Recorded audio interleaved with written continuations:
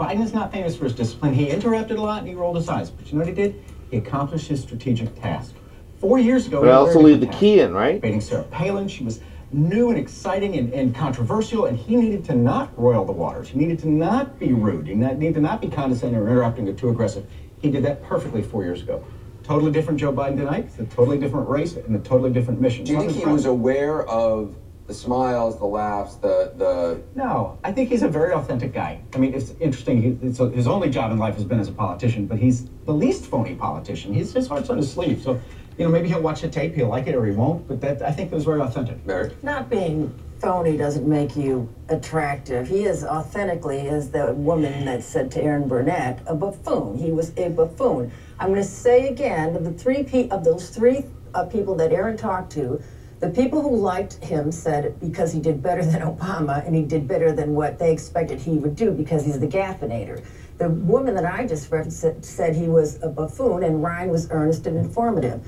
The women that didn't like either of them, and I'm focusing on women for a reason, said they're all politicians and she didn't like any of it. So yes, he did what he did to pump up his base, but when you're trying to pump up your base at 3 weeks out, that's illustrative of an ongoing problem with Obama's campaign. Romney and Ryan already have their base done. And what Ryan's performance did was validate Romney's decision-making process by picking somebody who was clearly a reformer.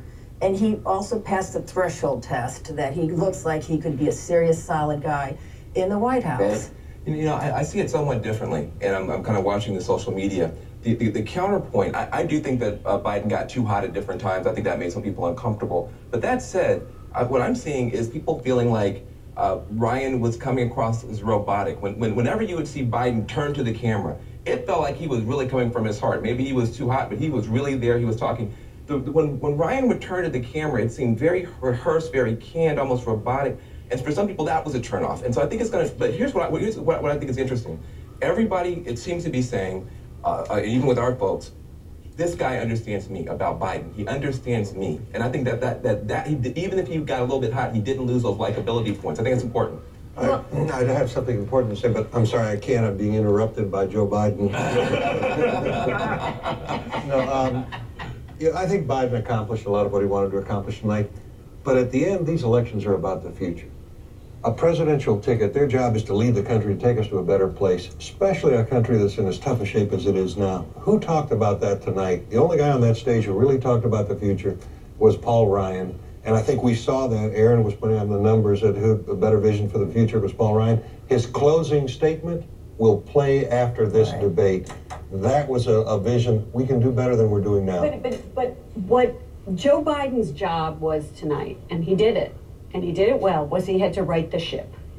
Because the ship was going somewhere else, and so the eye rolling and all the rest, I'm sure you'll be raising money for your PAC tomorrow.